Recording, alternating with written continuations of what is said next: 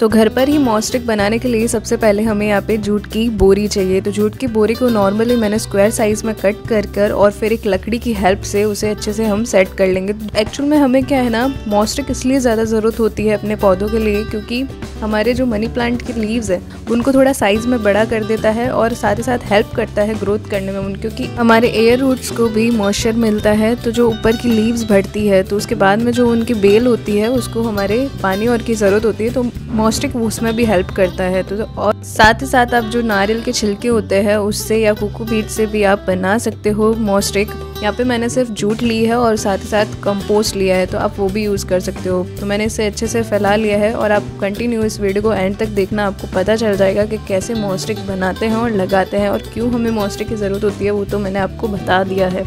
ऐसे और वीडियोज़ को देखने के लिए और वीडियो अच्छी लगे लाइक और शेयर सब्सक्राइब ज़रूर कर देना।